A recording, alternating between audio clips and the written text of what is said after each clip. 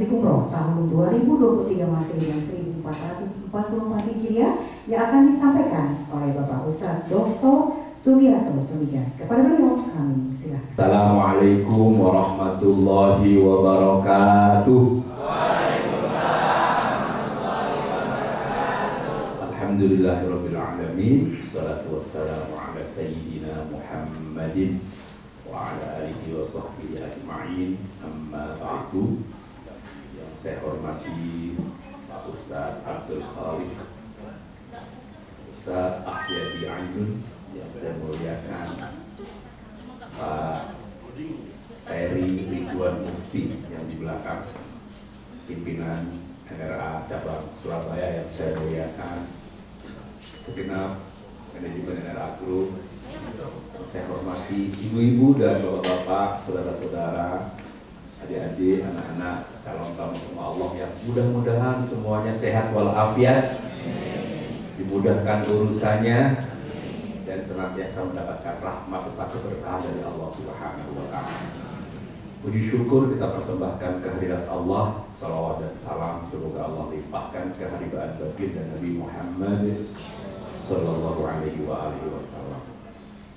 Bapak Ibu yang saya hormati, pertama sekali izinkan mewakili NRA Group kami sampaikan ucapan terima kasih dan penghargaan yang setinggi-tingginya.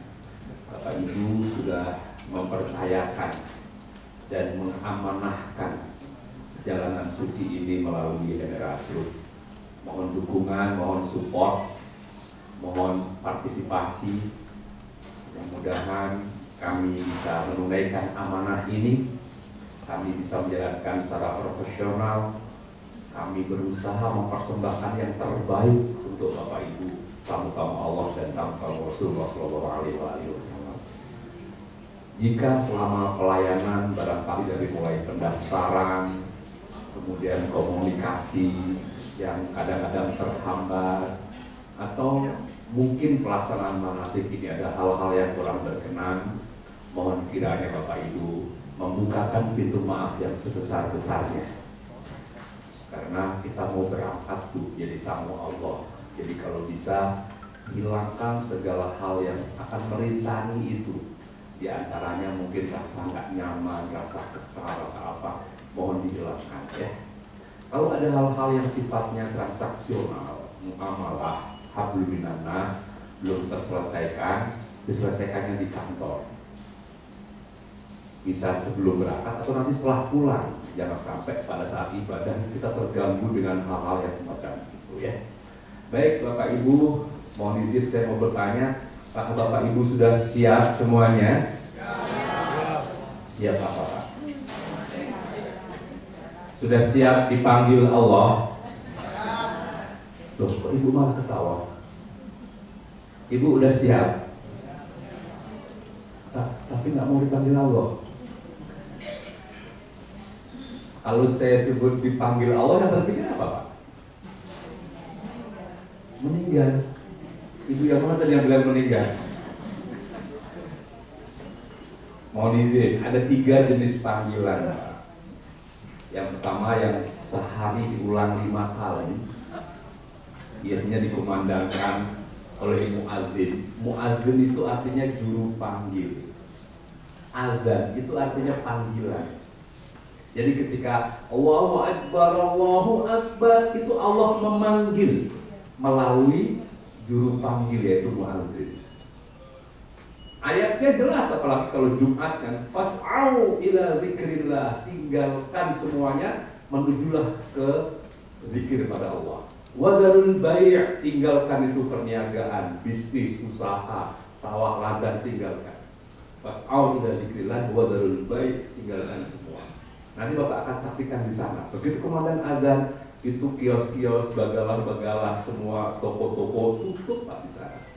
Karena ada panggilan sholat.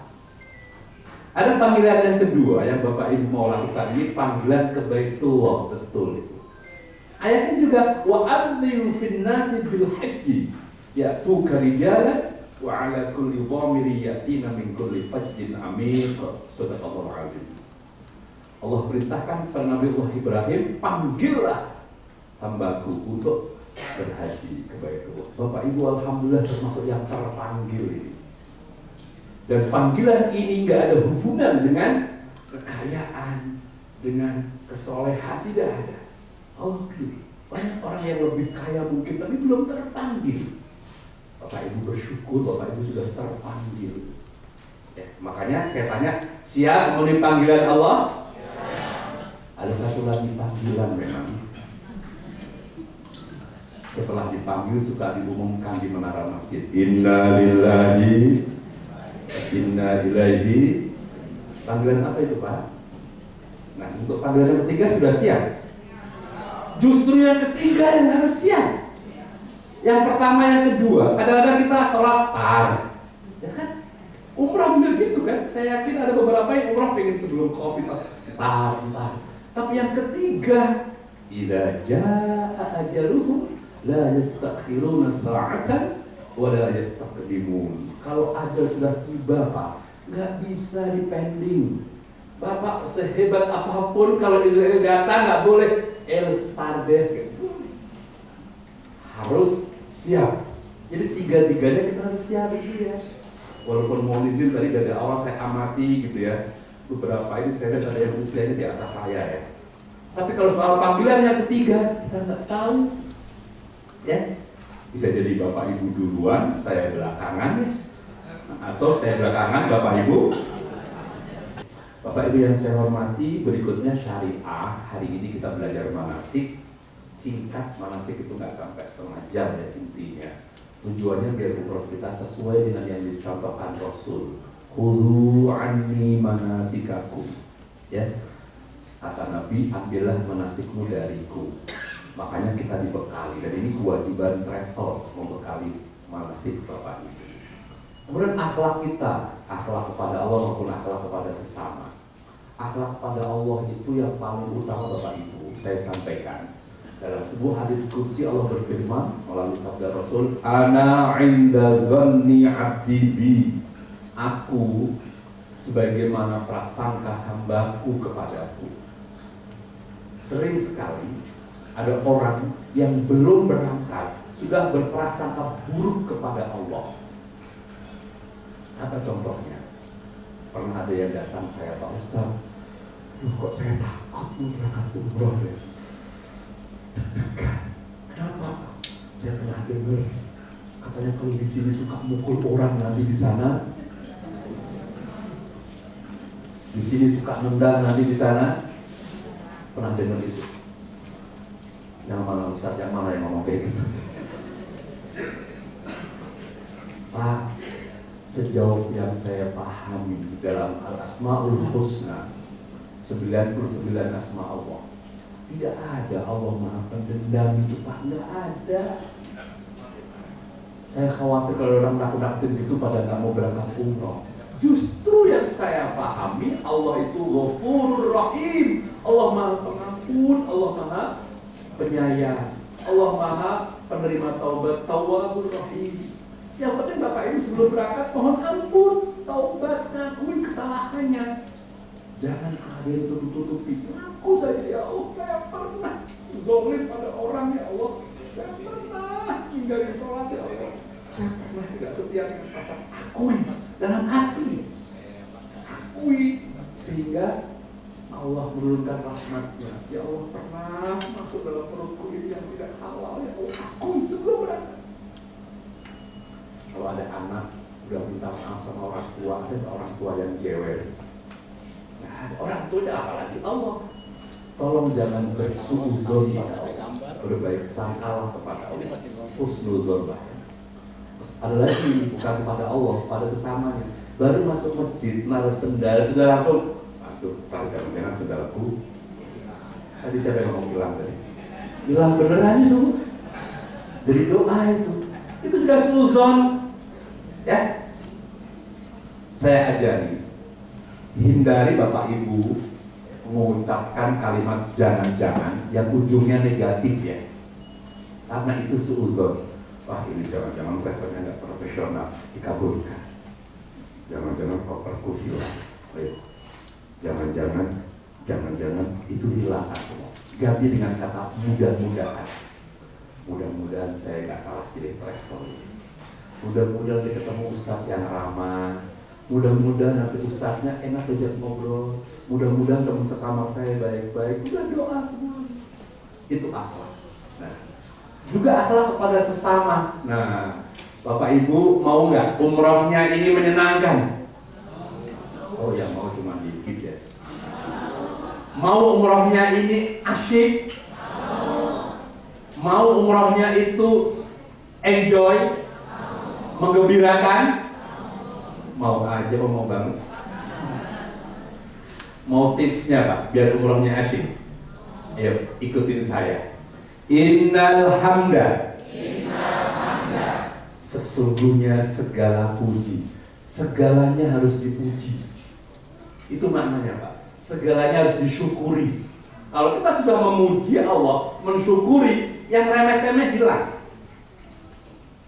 Ulangi. Innal hamda, segalanya harus dipuji. Wan ni'mata, segalanya harus dinikmati.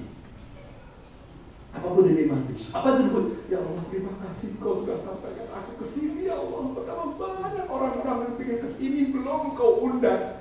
Betapa banyak orang yang pengen kesini tapi sudah Kau panggil duluan. Covid kemarin, Engkau izinkan hambamu yang hina ini, yang berdosa ini menginjakkan kaki di Baitullah. Terima kasih. Kalau itu sudah tertanam dalam hati, insya Allah umrohnya nikmat. Wan ni'mata, semua dinikmati. Apapun nikmati aja. Pak, ini kita nggak boleh protes ya ke travel. Maaf, kalau Bapak mau protes ke travel, ada hal yang nggak dipenuhi. Pulang dari umroh selesaikan, kantor LRA masih ada, bahkan kantor polisi nggak jauh. Misalnya merasa dizolimi, kalau LRA janjikan di sana dikasih makan, kita nggak dikasih, saya temani lapor. Zolim itu travel. Jadi insya Allah itu nggak akan dilakukan. Bunuh diri kalau travel kayak gitu Pak. Tapi mohon maaf, ada hal-hal yang kadang-kadang itu nggak ada urusan dengan travel. Ada ujian Allah menyangkut Bapak pribadi, Ibu pribadi. Allah kasih pelajaran.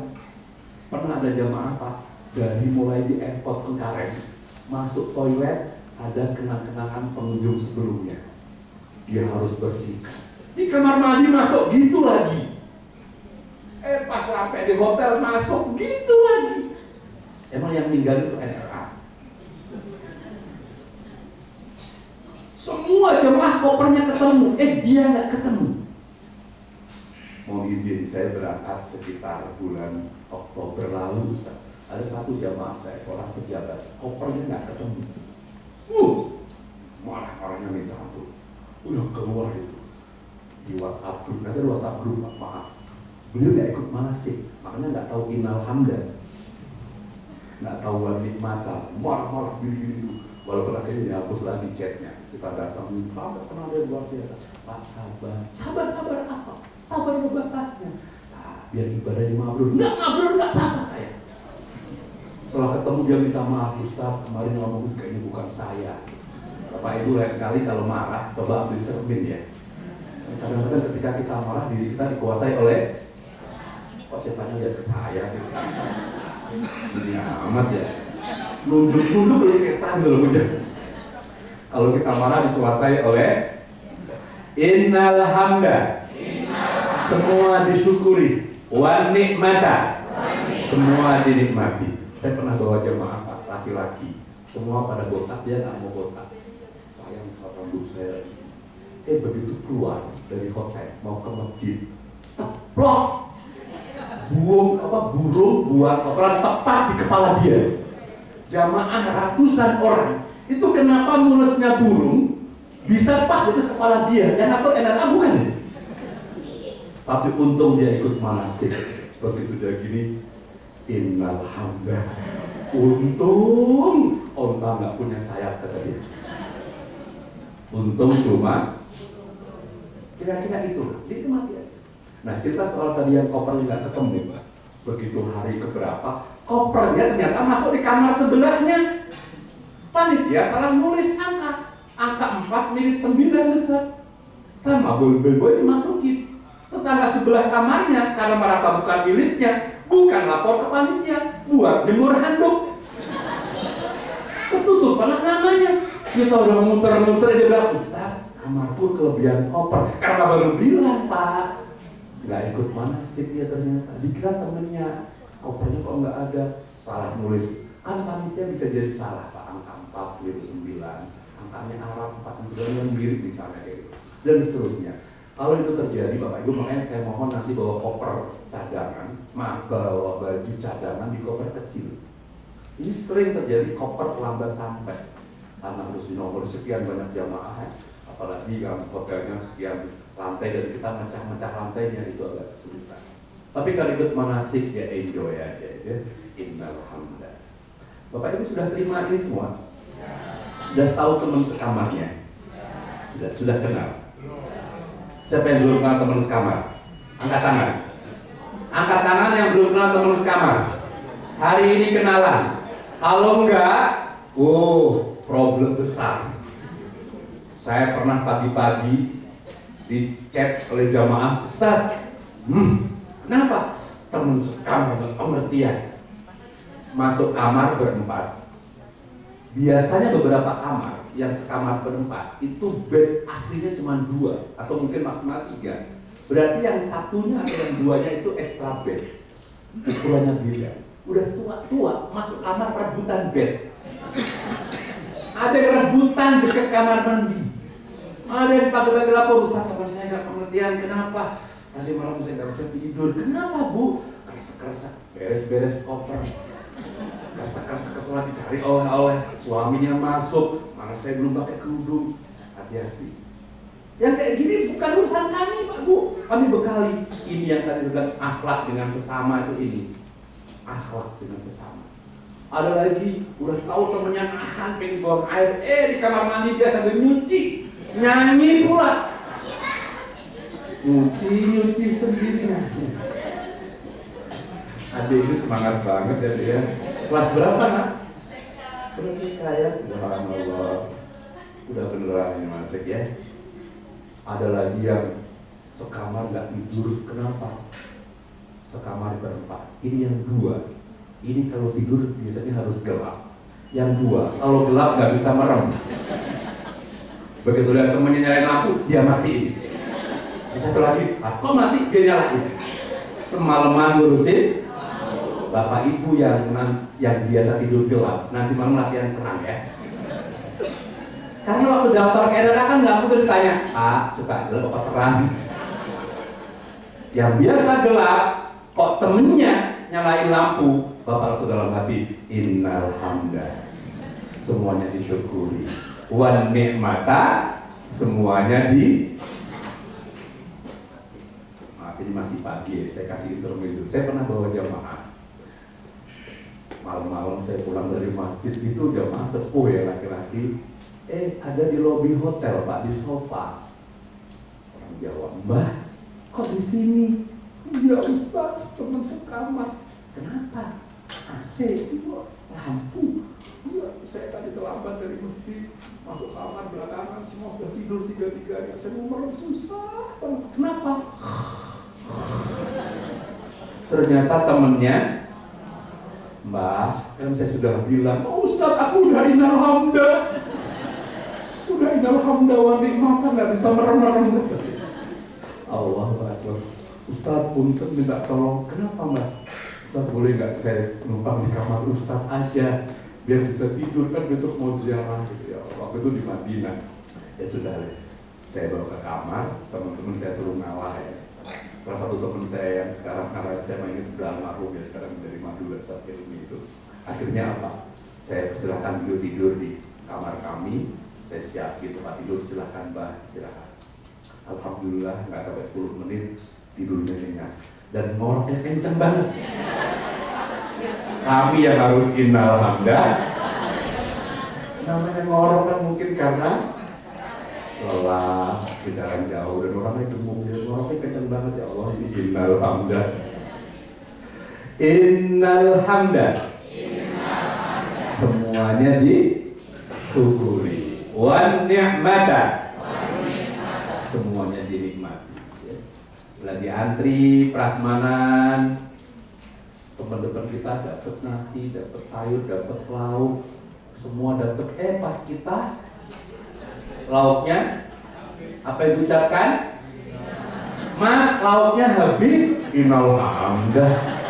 Tinggal panggil petugas cateringnya, Mas. Kok innalhamdulillah itu ikut mana sih? Apa yang dibilang deh? Mas, lauknya ya. Saya doakan mudah-mudahan Bapak pulang dari umroh ini serius berangkat haji. Ya. Ada bawa jamaah di sana Ustaz, bawa foto dirinya waktu di Arafah. Oh ya, info terakhir Arafah ditutup Ustaz ya kemarin. Ada info Arafah itu ditutup, kita nggak bisa ziarah masuk ke Jabal Rahmah, paling di luar. Nah ada jamaah saya yang dakir pasir, masukin foto. Kenapa Bu? Katanya biar bisa haji. Biar bisa haji foto ditanam di Arafah. Ya Allah Bu, biar bisa haji foto bawa ke travel, saya bilang. Berikut ongkosnya, insya Allah berangkat. Taruh di sana ya. Marah busuk. Ini adalah mitos yang nggak bisa bertanggung jawab. Nah, haji itu wajib Bapak Ibu ya. Sedangkan umroh itu sunnah. Maka Bapak Ibu kalau bisa kumpulkan bekal. Bahkan ulama berpendapat kalau Bapak sudah daftar, sekarang ada bank itu yang melayani talangan. Bapak sudah daftar dan dapat nomor porsi, apalagi antrinya lama. Dan semakin tahun semakin naik nanti. Segera daftar. 12,5 juta kalau saya tidak salah. Mohon maaf kalau saya boleh sebut nama banknya ya. Salah satu di antaranya Bank Muamalah. Itu melayani talangan. Begitu kita masuk 2,5 dapat nomor porsi, tahu kapan kita berangkat.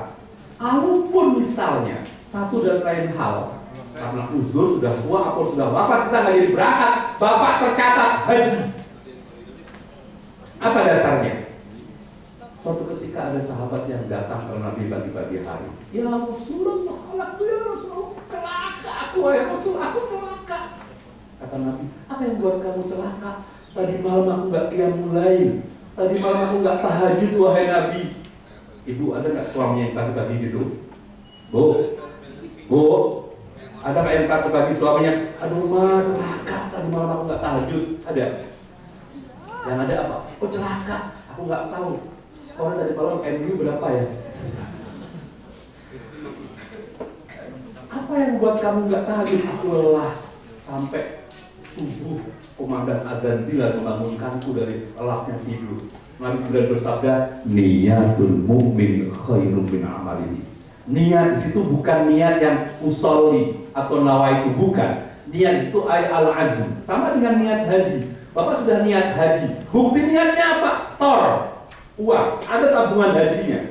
Kalau satu dan lain hal Bapak belum berangkat haji, insya Allah gugur kewajibannya. Tapi kalau sekarang handphone mahal, mobil mewah, rumah megah, apapun mampu dibeli, yang harganya itu lebih tinggi daripada haji, tapi kita belum haji, opsinya cuma dua, falyamut yahudiyan atau nasroniyan. Begitu wafat, perkatatnya kalau nggak Yahudi, Nasrani, kata Nabi. Pada yang masih muda-muda, saya ingin sampaikan, haji umroh hendaknya masuk dalam perencanaan keuangan keluarga. Direncanakan. Ini kadang-kadang ganti kendaraan direncanakan, renovasi rumah direncanakan, bahkan traveling, liburan direncanakan. Umroh sama haji malah diabaikan. Yang kayak gini serius atau enggak? Jadi Islamnya. Mohon maaf ini. Saya sering sampaikan pada keluarga, teman-teman dekat saya. Kenapa? Gak fokus haji dulu, fokus umroh dulu, biar yang lain tuh ngikut. Gak ada ceritanya orang gara-gara haji bangkrut, gak ada. Gara-gara haji usahanya gak ada. Yang banyak maaf, nunda-nunda haji, musibah bertubi-tubi. Sering. Kenapa musibah bertubi-tubi? Karena hak Allah di nomor sekian kan. Baik, perbedaannya seperti ini. Yang kedua, haji itu setahun sekali, umroh kapan saja. Haji hanya bulan Dzulhijjah. Haji itu wajib, umroh itu ada yang wajib, ada yang sunnah. Orang yang haji harus umroh, makanya ada haji tamattu', ada ifrad, ada qiran ya. Umroh dulu baru haji namanya tamattu'. Umroh sama haji berbarengan namanya qiran. Haji dulu baru umroh namanya ifrad. Nah, Rukun haji ada wukufnya, kalau umroh nggak ada wukuf. Bapak nanti jangan tanya ke Ustaz Ahyadi, Ustaz wukufnya kapan? Nggak ada. Ada satu lagi, haji itu ada melempar jumroh, umroh nggak ada. Yang ada melempar real ya. Ini perbedaannya. Satu lagi perbedaan, tapi saya nggak berani tulis di sini. Orang kalau haji, biasanya pulang haji dipanggil Pak Haji. Pulang umroh, nah, saya nggak pernah dengar itu. Pernah dengar dipanggil Pak Umroh gitu? Nggak ada ya. Baik, saya lanjut Bapak Ibu ya, jamnya sudah berjalannya. Bapak Ibu sudah siap ya jadi tamu Allah. Tadi saya katakan perbanyak doa, banyak beribadah, banyak taubat. Bahkan kalau perlu doa itu dari sekarang dicatat Pak Bu ya. Bapak mau doa apa di sana? Jangan sampai sana nggak berdoa. Karena bisa jadi Bapak Ibu diundang Allah, Allah tahu Bapak Ibu punya masalah. Masalah itu bawa ke sana, adukan di Baitullah, tempat mustajabah. Terutama yang punya masalah ya. Mohon maaf, ini ada punya masalah nggak ya? Pada punya masalah ya? Kelihatan sih wajahnya wajah-wajah bermasalah. Maksud saya masalah itu bisa jadi masalah kesehatan, ada masalah di tempat kerja, masalah dengan rumah tangganya, masalah maaf belum bertemukan jodohnya, belum dapat keturunan, ada masalah dengan lingkungan sekitar, masalah belum rajin ibadah, masih malas sholat, itu apa masalah? Adukan di sana. Ya. Kemudian banyak taubat Bapak Ibu, karena bisa jadi Allah panggil kita, Allah beri kesempatan taubat. Kami yang suka berangkat berkali-kali karena melayani sama Allah itu sering berpikir, ya Allah jangan-jangan Engkau panggil aku karena Engkau ingin memberi aku kesempatan taubat sebelum Engkau panggil menghadap kehadiranmu melalui Israel. Makanya gunakan umroh ini sebagai perjalanan taubat Bapak Ibu ya. Lalu hari ini kita manasik, dan menurut saya manasik ini sangat penting, sangat perlu. Kenapa Bapak Ibu? Karena memang ada beberapa, bisa jadi Bapak Ibu sudah pernah umroh, sudah pernah haji mungkin, sering ke tanah suci. Tapi ada hal-hal baru yang kadang-kadang perubahan itu bukan karena fikirnya, tapi karena situasi dan kondisinya. Contoh misalnya, sekarang sudah ada kereta. Fatwanya gimana? Tapi Bapak Ibu nggak ada yang naik kereta insya Allah ya? Ada yang program naik kereta? Enggak, sepertinya saya lihat di programnya enggak. Kemarin saya kebetulan tidak dapat pesawat yang Madinah, artinya naik kereta. Nah itu bagaimana mikotnya dan seterusnya. Maka arahan-arahan petugas itu diharapkan bisa ditanyakan di tempat ini. Dan Bapak Ibu perlu kenalan dengan teman-teman. Perlu juga mendapatkan ID card, lembar kontrol seperti ini yang di bawahnya ada jadwal penting, mengumpulkan koper. Dan yang nggak kalah pentingnya update berita. Sekarang cuaca di Madinah lebih kurang 7-9 derajat dingin misalnya. Bapak Ibu diperbanyak bawa pakaian jubah misalnya. Ini hal-hal penting ya, kadang-kadang kita perlu tahu ya. Nanti insya Allah Bapak Ibu akan dibantu dengan WhatsApp group ya. Segala informasi di situ. Dan mohon dengan sangat WhatsApp group itu digunakan hanya untuk kepentingan umroh kita aja. Hal di luar itu belakangan ya. Ada yang nawarin nasi kebuli di situ. Kebuli di sana. Udah nggak gitu kampanye capres, bukan nggak boleh, nanti saja dulu ya. WhatsApp group itu utamakan untuk kepentingan ini dulu ya. Yang nggak sabar pengen segera sharing video-video lucu belakang ya. Baik, besok sudah tahu Bapak Ibu, ada yang nanti malam pukul 00 naik Emirates bersama Pak Terry, ada ya, ada naik Emirates ya. 3 jam sebelum take off sudah harus standby di sana. Hitung mundur sendiri 3 jam. Biasanya tunggu di depan Sate Senayan. Di depan ya, bukan di dalam. Di depannya lebih kurang. Dan kalaupun ke dalam, bukan urusan kami. Terus Bapak Ibu nanti akan dibagikan paspor. Nah, pesan saya, begitu paspor diterima, mohon tidak langsung dimasukkan tas, buka, cek. Bener nggak nama Bapak Ibu? Kemudian fotonya. Kalau masih di tanah air kita bisa bantu. Kemudian lagi visanya, boarding passnya, bener nggak penerbangannya? Cek. Ada kejadian yang kadang-kadang menggelikan tapi juga menggemaskan. Pernah ada rombongan, paspor terbagi semua. 1 orang belum dapat paspor, laki-laki tapi Paspor dipegang oleh petugas tinggal satu, tapi perempuan. Bingung kan petugas, ini bapak, paspor bapak? Bukan. Paspornya namanya ibu-ibu, tapi yang belum dapat. Bingung kan panitia, telepon sana telepon sini. Akhirnya apa? Cepet, ada ibu yang datang. Ustaz, aku tadi di imigrasi ditolak. Kenapa? Ini bukan punya aku. Kok ibu ambil? Aku nggak kebagian, kata dia. Dikira kebagian apa? Jadi begitu ada yang ambil, dia main ambil aja gitu. Takut nggak kebagian, kira langsung kali ya. Bapak Ibu nanti standar antri imigrasi, tolong biasanya ini yang agak ribet itu ini ini metal detektor ya. Pas sabar lah ya. Jangan menentukan perilaku yang kira-kira menempat petugas, itu standar internasional. Mau di sini mau di sana itu diperiksa ya. Bapak Ibu, biasanya antrian itu akan diatur sedemikian rupa. Kita ikut saja. Kadang-kadang kita maunya yang pendek, tapi kalau dia nggak berkenan nggak, jangan-jangan yang pendek sudah mau istirahat itu. Pokoknya sepenuhnya ikut, karena itu otoritas petugas bandara, itu terutama di sana ya. Nah, saya cuma pesan satu hal saja, kalau Bapak Ibu yang fasih bahasa Inggris atau fasih bahasa Arab, untuk sementara, mohon dengan hormat tidak dipraktekkan dulu. Paham maksud saya Bapak Ibu? Petugas imigrasi itu bete. Petugas imigrasi itu sudah boring dari tadi melayani. Begitu tahu yang bisa bahasa ini bahasa Indonesia, oh itu udah ngobrol. Kalau satu orang 10 menit 5 pesawat berapa lama itu? Ada sampai tanyain film Dono Kasino Indro, sampai tanyain waktu itu makanan favorit, tanyain tentang puncak, macam-macam. Insya Allah yang program Madinah kita langsung ziarah ke Madinah.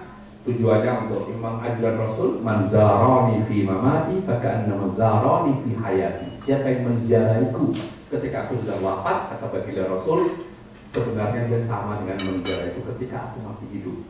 Ya, Bapak Ibu, kata Rasul kita akan berziarah.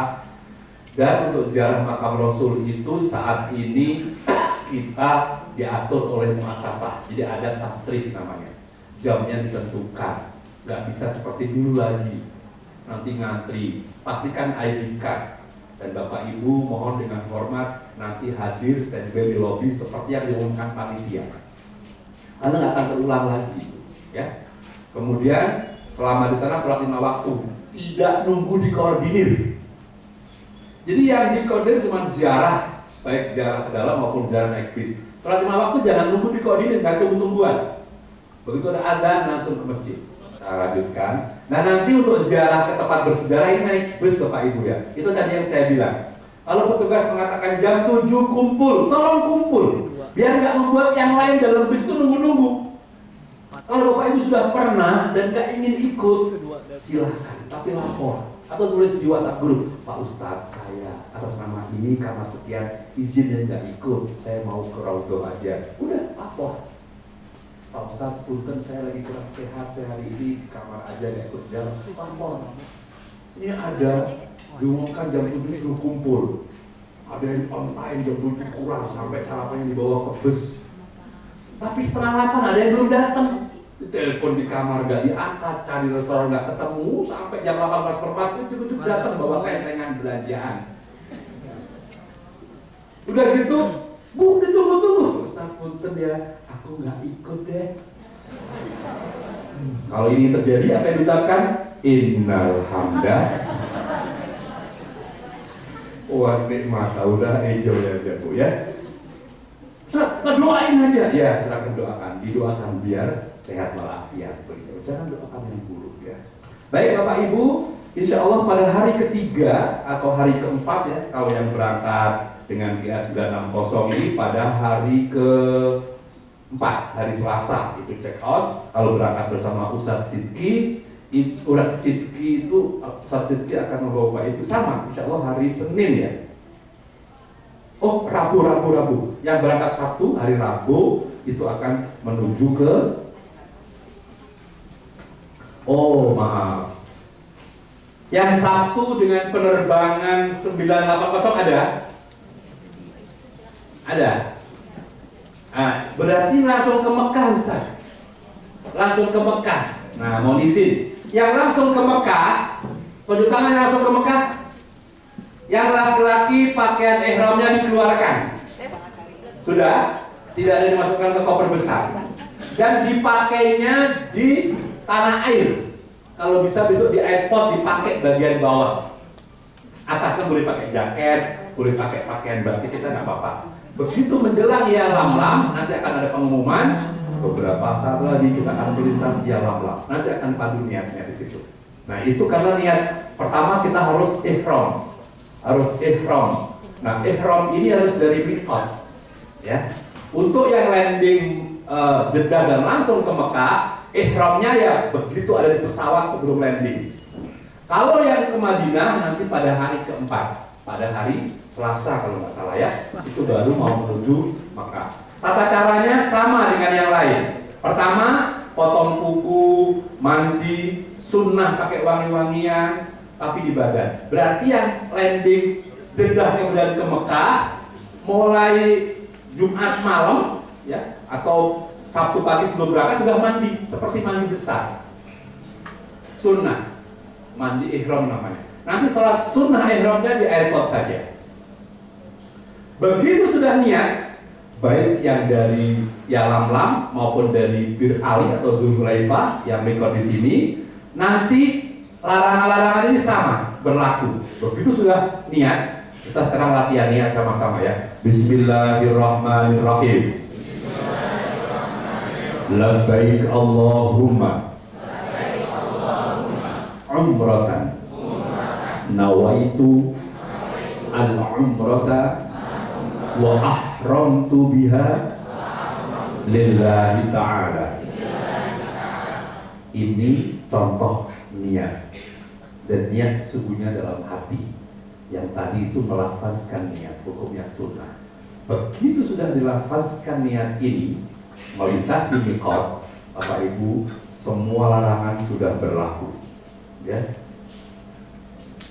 sudah nggak boleh lagi motong kuku, nggak boleh mencabut rambut, tidak boleh pakai wangi-wangian. Ibu-ibu tolong make up dijauhkan, terutama yang landing Jeddah kemudian ke Mekah. Kadang-kadang kalau terima nasi box ada tisu basah dan wangi, jangan dipakai. Laki-laki copot peci, copot kopiah, nggak boleh pakai tutup kepala. Perempuan nggak boleh berhias, nggak boleh tutup muka. Mohon izin, masker. Jika sekiranya Bapak Ibu tidak pakai masker, tetap sehat walafiat, tidak apa-apa. Tidak pakai masker nggak apa-apa. Tapi kalau Bapak Ibu harus pakai masker dan nyaman pakai masker, misalnya batuk dan nggak tertular, atau ada kekhawatiran alergi debu, masker boleh dipakai. Tapi niatnya adalah tadi untuk kesehatan. Bapak Ibu yang tahu, Bapak Ibu yang tahu kondisi badan Bapak Ibu. Karena sekarang sudah tidak diharuskan lagi, COVID sudah berlalu, maka kemudian nggak mengharuskan lagi. Saya nggak tahu di pesawat masih. Di pesawat masih ya, cuma dilepas ketika makan saja. Itu pun karena susah ya. Jadi selebihnya nanti sampai sana masker dikembalikan pada Bapak Ibu. Ini masker tidak termasuk tutup muka. Tutup muka itu maksudnya niqab atau cadar. Cadar tidak dipakai, ya. Kalau ada yang biasa pakai cadar, khusus pada saat kita ihram, cadar dilepas. Sebagian kecil ulama saja ada yang membolehkan cadar, dan itu pun khusus bagi wanita yang wajahnya cantik sekali, yang saking cantiknya setiap laki-laki yang lihat pingsan. Kalau ada yang seperti itu boleh pakai cadar. Di sini ada. Kayaknya SNI semua sih. Itu pun harus ada pembatasnya, nggak boleh nempel di mukanya. Atau sebaliknya, yang wajahnya menimbulkan fitnah, banget itu juga pakai cadar. Nggak boleh memakai pakaian berjahit bagi laki-laki. Tolong ingat, laki-laki ketika ihram nggak boleh pakai kaos dalam, nggak boleh pakai celana dalam. Dan Ustadz Ahyadi nanti nggak akan ngecek. Ustadz ngecek pakaian nggak boleh. Sabuk bukan pakaian. Sabuk, tas, Ransel bukan pakaian. Pakaian itu jaket, baju, sweater, jas, kaos itu pakaian. Jadi sabuk boleh. Mau rangkap berapa sabuknya Pak? Silahkan. Pokoknya bukan pakaian. Peniti juga bukan pakaian, boleh. Apalagi jam tangan. Saya ulangi, pakaian ihram 2 helai nggak berjahit. Jadi kalau pakai celana dalam yang diikat cawat, pakai itu aja sama atasan Bu, itu 2 helai. Kalau pakai itu berapa helai? Dijual, urusan dia soal jual, tapi kita patokan nggak boleh. Udah bawa tenang ya, Al-Mukarram di dalam sudah aman insya Allah. Nggak usah pakai tambah-tambahan apa. Terima kasih Bu ya, pertanyaannya sangat bagus sekali. Karena sekarang dijual di Tamrin City, tapi NRA menyatakan tidak, karena di fikih itu 2 helai nggak berjahit. 2, hanya 2. Karena itu pakaian Pak, namanya cawat. Cawat itu nggak boleh. Ada lagi yang mau tanya sampai sini? Jadi, Bapak? Ya. Nanti sampai Bapak sini Pak. Nah, sabar ya. Tawaf ya. Bapak mau buru-buru pulang? Saya langsung sini kalau gitu. Selain ini Pak, kalian ada pertanyaan, berarti ada perkaitan. Oh, enggak, dengan pakaian dulu. Dengan pakaian ya. Oke ya. Saya ulangi, yang tidak boleh pakai celana dalam hanya laki-laki. Bu, Bapak, Ibu boleh bercanda, ketawa. Saya temuin nenek-nenek, diteng-teng gitu celana dalamnya. Loh, Nek, katanya sudah copot, Ustaz. Astagfirullahaladzim, gitu. Nenek tua, tapi warnanya pink juga waktu itu, Bu. Ya Allah, kalau ibu-ibu semakin rapat, semakin tebal, semakin bagus. Nggak ada yang dilepas, ya. Saya ulangi, laki-laki yang pakai celana dalam. Selanjutkan Pak ya, nggak boleh bertengkar. Nggak boleh ribut, nggak boleh berdebat. Alhamdulillah kita berangkat di masa-masa tenang. Saya pernah bawa jamaah menjelang pilkada Pak, dalam bis ribut soal pilihan yang beda. Yang kedua, yang suka berdebat itu siapa? Ada jamaah yang pernah umroh dengan travel lain, caranya beda. Ustaz, dulu saya pernah umroh disebut nama travel. Padahal travelnya sudah ditutup, sama masih disebut-sebut sama dia. Caranya kayak gini, dulu kita sholat dulu di masjid ini. Bapak Ibu begitu memutuskan memilih travel A, percayakan, insya Allah semua yang disampaikannya ada rujukan yang bisa bertanggungjawabkan. Kalau Bapak Ibu merasa beda, sekarang saatnya sampaikan ke kami. Kita diskusikan baik-baik. Jangan di tengah jalan berdebat. Akhirnya yang lainnya ragu-ragu. Jangan-jangan umroh saya nggak sah gara-gara ini. Bapak Ibu, mufti kami, Pak Dr. Kiai Haji Ahmad Hidayat Badrul Zaman, Ketua Umum MUI Kota Depok, itu setiap memutuskan perkara, meminta kami semua ada referensinya, ada rujukannya, marja'nya jelas. Bahkan kita bahas sama-sama. Jadi insya Allah kita bisa bertanggung jawabkan dunia akhirat kalau soal fikih. Kalau ada yang beda, saya yakin perbedaan itu nggak prinsip, tapi lebih kepada hal-hal yang teknis dan mempermudah. Ya, jangan bicara-bicara yang porno, walaupun bercanda. Jangan melakukan hubungan suami istri selama pakaian ihram, dan pernah terjadi. Kalau sampai dilakukan, maka umrohnya batal dan harus menyembelih seekor onta. Kalau rambut tadi Pak, kalau 1 dicabut, itu ngasih makan 60 real atau lebih kurang ya, 6 fakir miskin. Kalau 2 atau 20 real, kalau 3 seekor kambing. Kalau 3 rambut tercabut. Tapi kalau Bapak lepas peci kok ada rambutnya, itu bukan nyabut, tapi lepas. Beda. Ibu buka mukena kok ada rambut, asal ibu nggak merasa nyabut, jangan panik. Nah, tapi sisiran itu bagian dari sengaja, maka jangan sisiran. Hanya ketika pakaian ihram. Termasuk melakukan hubungan suami istri nggak boleh selama pakaian ihram. Jadi kalau sudah selesai pakaian ihram, sudah tahallul, hubungan suami istri boleh?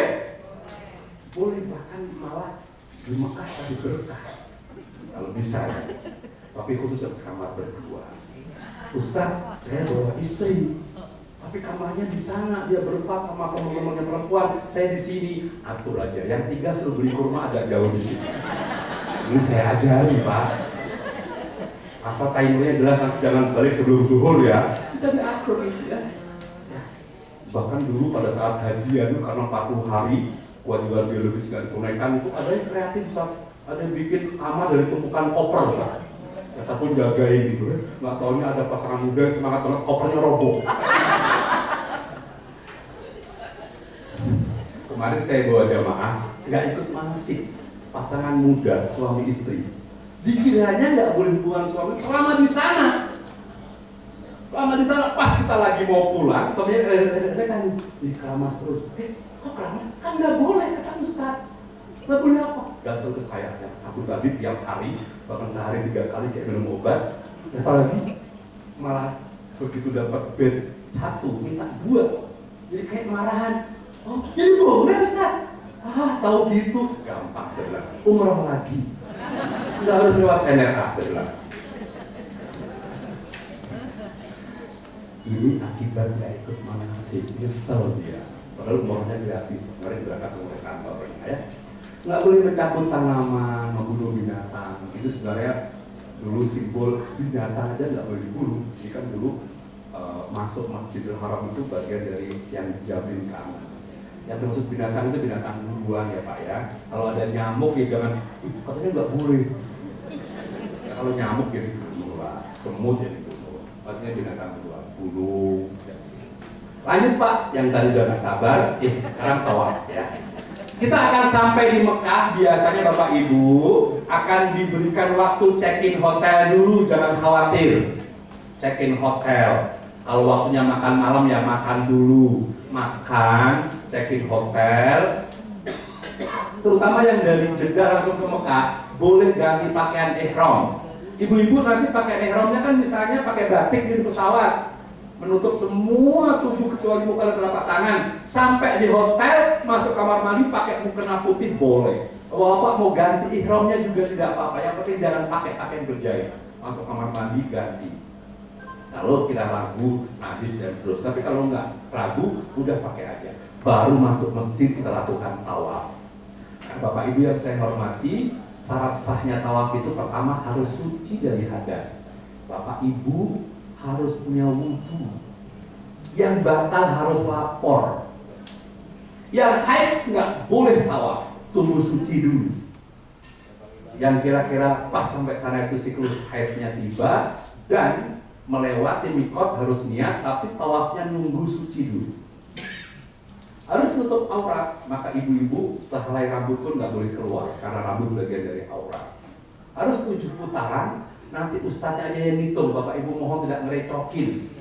Kadang-kadang ada jamaah bawa karet gelang, 7 taruh di sini, biar bantu maksudnya. Putaran 1 pindah ke sini, 2 sini, pas lagi 3, yang ini apa yang ini? Ustadznya keder. Dimulai dari Hajar Aswad dan Ka'bah di sebelah kiri. Coba Bapak ulangi, Ka'bah di sebelah kiri. Kenapa tadi saya larang bawa ini? Kalau bawa ini, itu peluang untuk memunggungi Ka'bah tinggi. Kan Ka'bah sebelah kiri kita harus gini. Kalau gini kan gini. Ka'bah di mana? Di punggung. Tidak sah. Oh Ustaz, saya bisa Ka'bah di sini, tapi dia bawa apa? Tongseng ya? Tongsis. Jangan dulu ya. Harus di dalam masjid dan harus berturut-turut sampai tuntas. Bapak tadi sampai sini ada yang mau tanyakan yang bagian mana Pak? Di waktu kita tawaf, itu boleh minum batal atau tidak? Oh. Kan mungkin 4 putaran kan, Ya. umur sudah ada kan. Baik. Itu yang Baik. Nah itu masuk di sini sunnah-sunnah tawaf. Dan makruh. Makruhnya apa? Minum atau makan. Nah, ini. Tapi juga menahan lapar sama haus makruh. Maksudnya apa? Sebelum tawaf minum dulu. Oke? Seperti itu Pak. Jadi tidak apa-apa, tidak membatalkan, cuma makruh. Makruh itu artinya apa? Sebaiknya dihindari. Minum dulu ya. Baik. Suci dari hadas. Berarti kalau Bapak batal, tawafnya juga batal. Harus wudhu dulu. Tayamum tidak boleh karena air berlimpah di sana. Yang harus dipahami, sholat dengan tawaf itu beda. Kalau sholat misalnya zuhur 4 rakaat, Bapak batal pada rakaat kedua, maka Bapak harus wudhu dan mengulangi dari takbiratul ihram dari pertama. Karena zuhur 4 rakaat itu satu kesatuan. Kalau tawaf tidak, Pak. Bapak kalau misalnya pada putaran pertama aman, 2 aman, pas ketiga batal, Bapak mengulanginya hanya dari mulai yang ketiga, 1, 2 nggak usah diulangi. Paham Bapak Ibu?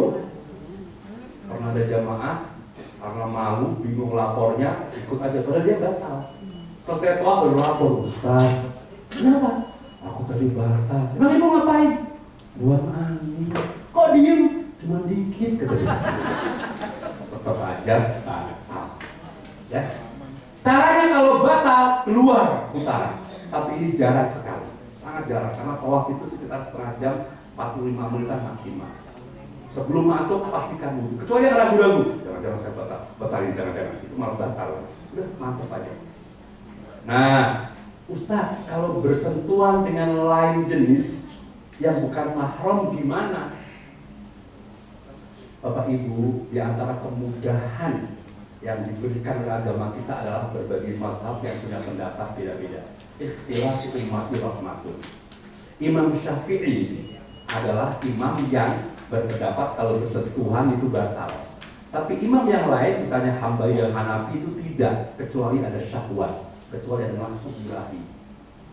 Nah, maka kita dianjurkan tidak memakai mazhab Syafi'i saat itu. Caranya Bapak nggak harus niat. Caranya apa? Kalau Imam Syafi'i itu ketika membasuh kepala itu sebagian kecil, 3 helai juga boleh. Tapi Imam Hanafi dan Hambali itu sebagian besar. Jadi kalau Bapak ketika wudhu sebaiknya gini, semuanya lebih bagus. Dan kali itu Bapak lakukan, Bapak sudah otomatis nggak ada harus niat. Itu iseng namanya ya. Oke, jadi harus suci dari hadas, harus 7 putaran, harus tutup aurat, boleh Hajar Aswad, Ka'bah sebelah kiri dan dalam masjid berturut-turut. Nah, sunnahnya jalan kaki. Artinya apa? Kalau memang nggak bisa jalan kaki, pakai kursi roda, tetap sah, tapi nggak dapat sunnah. Nah, ada yang rencana pakai kursi roda, yang sepuh, tapi nggak harus sepuh. Belum lama saya pakai kursi roda, kenapa? Karena kakinya melocot. Jadi lepas, maaf saya ingatkan, di Madinah walaupun ada payung, kalau musim panas itu kadang-kadang panas itu. Ada yang sebelahnya hilang, dia langsung lari, akhirnya pakai kursi roda. Laki-laki sunnah, kalau dia pakai kursi roda lapor ya Pak ya. Lapor dari sekarang, biar dicarikan teman-teman yang Saudi. Syukur kalau yang dorongnya nanti orang kita ya, orang Indonesia, biar komunikasinya lancar. Tapi kalau sampai sana baru lapor ya maaf, kadang-kadang kita susah nyari orang Indonesia, terpaksa kita carikan orang Arab. Saya nggak tahu kalau orang Arab itu pakai rem apa enggak itu. Jadi itu kholas, udah. Nah, laki-laki nanti Ustaz Tahyadi akan memperagakan sunnah ittibaq, dibuka bahu sebelah kanannya. Itu sunnah, nggak harus. Jadi kalau Bapak lihat orang yang nggak dibuka bahu kanannya, jangan langsung batal, enggak, karena sunnah. Pernah jamaah saya nggak berkenan dibuka. Kenapa? Ternyata di sini ada tanda. Apa tandanya? Di sini ada tulisan. Nah, beliau nggak berkenan dibuka. Kemudian sunnah lagi, berlari-lari kecil. Karena ini padat, Bapak nggak usah lari beneran karena khawatir pasti rombongan. Dan kalau nggak memungkinkan, nggak dilakukan, nggak apa-apa. Sunnah menghadap Hajar Aswad, menghadap itu wajah sama dada saja menghadap. Sunnah mencium Hajar Aswad atau mengangkat tangan. Kami sarankan atau mengangkat tangannya, menciumnya tidak. Kenapa?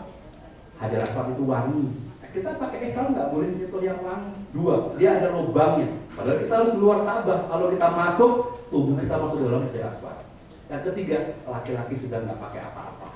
Kalau sampai bagian bawah itu lepas dan terinjak, ISIS itu. Nah, bisa viral itu. Ya.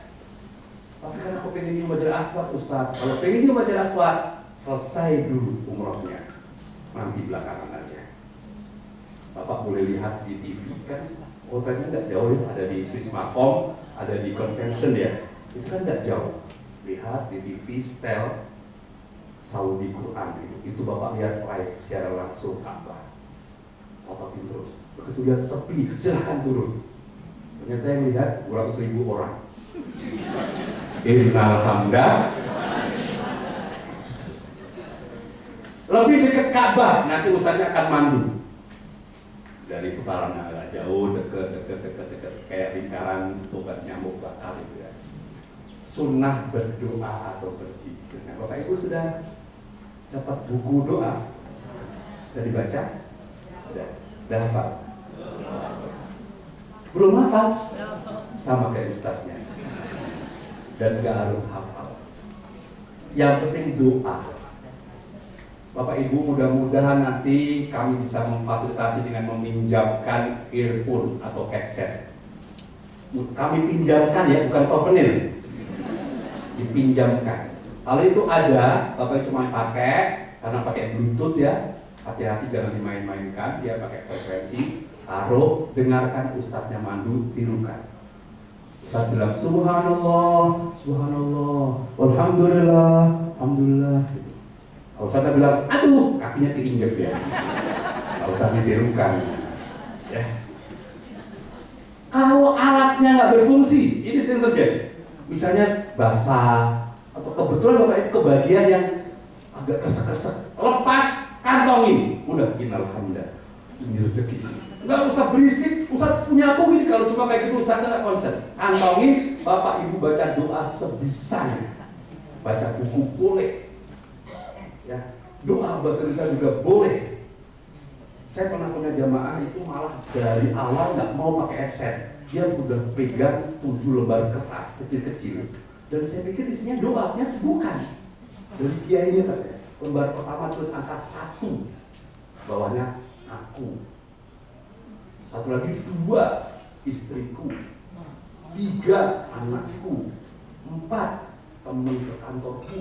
5 saudara-saudara kandungku. 6 tetangga kanan kiri dan seterusnya. 7 bangsaku. Pak, ini apa? Ternyata diajari doa pertama itu aku terus, dan aku sehat. Ada yang meningkat aku aja diingat. Kedua istrinya doakan. Sah tak? Sah. Sah. Kenapa? Nggak ada keharusan, ini sunnahnya doa. Ya. Tapi kan doa enakan bahasa Arab ya, bahasa Arab tapi yang ngerti dan yang ada hubungan. Kita pengen bahasa Arab, misalnya baca doa Allahumma barik lana fima razaqtana wa qina adzabannar. Temannya sampingnya langsung Allahumma inni a'udzubika minal khubusi. Kalian aja bismika Allahumma ahya. Nanti kanan kirinya pada bingung. Jadi jangan sok bahasa Arab. Ya, ini pengen bahasa Arab ini malah nggak ada hubungannya. Bapak Ibu sudah kursus bahasa Arab? Hah? Jadi umroh nggak? Nggak penting bahasa Arab. Ustadznya bahasa Indonesia nanti bimbingnya. Ada orang yang mau haji, kursus bahasa Arab sampai sana nyesel, nggak kepake. Orang sekarang mau belajar di supermarket, orang yang ngerti bahasa Indonesia. Pedagang-pedagang, ayo sini, bagus-bagus, murah-murah. Ya, kadang-kadang nama artis dia tinggal perempuan namanya Syahrini, laki-laki Syahrono katanya. Ya, jadi harus bahasa Arab kan? Kalau harus mudah bahasa Arab ya standar-standar saja. Dulu pernah ada jamaah Pak, udah lama banget itu. Lepas dari rombongan, bingung dia baru pertama datang, lepas rombongan. Dia bingung, waduh gimana saya ini. Untung dia pernah ngaji dikit-dikit waktu kecil katanya. Tahu terjemahan Quran, Fatihah tahu. Akhirnya apa? Dia panggil Ashkar. Untung dia bawa ini. Panggil Ashkar, tunjukkan. Sini ada kan Hilton Convention Mekah. Ya, Syekh. Ihdinas siratal. Tahu artinya? Apa? Tunjukkan saya jalan ke sini, kira-kira gitu. Askarnya ketawa, oh Indonesia. Orang Indonesia kreatif luar biasa. Ihdinas siratal. Jangan dipraktekin ya. Ada lagi dulu katanya haji reguler ini, ibu-ibu musim haji reguler. Ibu-ibu temennya pada ke masjid, nah dia lagi menstruasi, lagi haid. Beberapa ibu di pemondokan, nggak bisa ke masjid kan, ngobrol santai. Nggak punya lampunya mati. Petugas mondar-mandir dia bingung ngomong apa gitu loh. Salah satu ada yang, aku pernah ngaji dulu, aku ngerti apa. Lampu kan bercahaya. Cahaya bahasa Arabnya apa? Dia panggil, "Ha, Syekh, Nur innalillahi wa inna ilaihi raji'un," kata dia gitu. Alhamdulillah, dia ngerti. Tahu nggak artinya apa? Petugasnya senyum aja, "Oh, Indonesia, Nur almarhum," kata dia gitu. Innal hamda. Semuanya bersyukur dan maksudnya gitu. Jadi usah terus bahasa Arab lah ya. Kalau ada lampu mati bilangnya apa? Tapi ini bukan jamaah yang ya.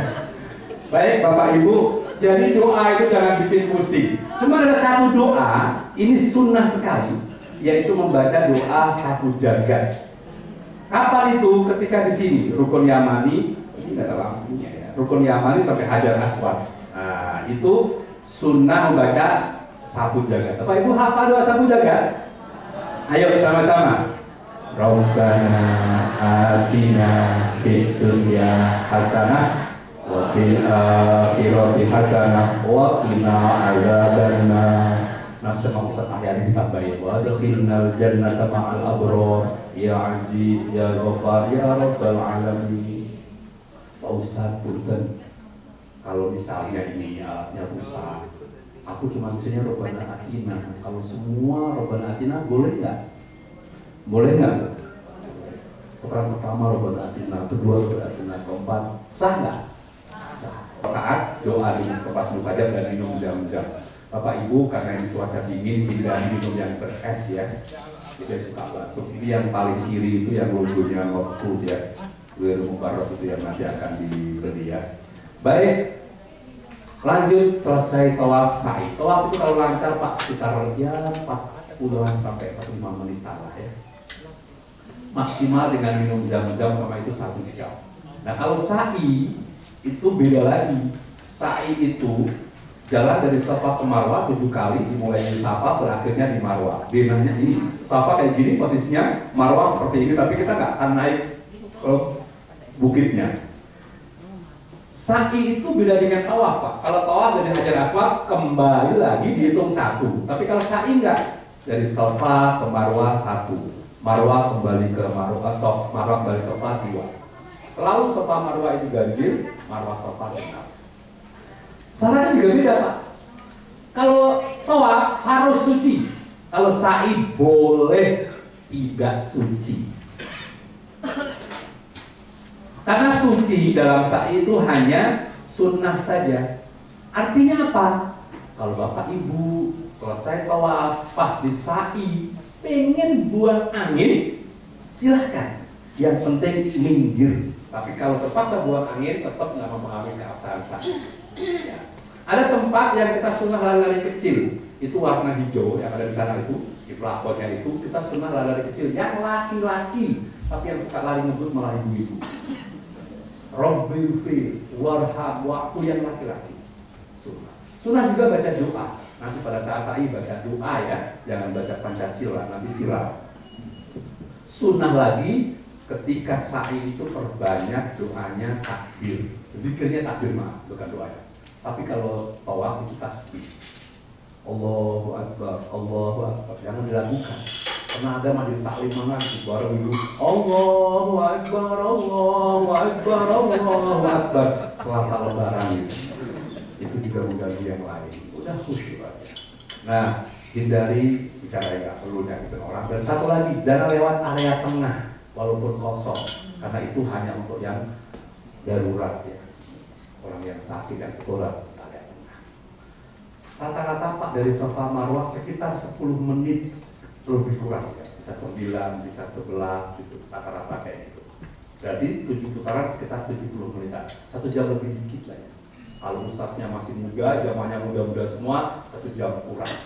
Saya pernah bawa tentara Safa Marwah 5 menit. Oh, saya yang harus innal hamda.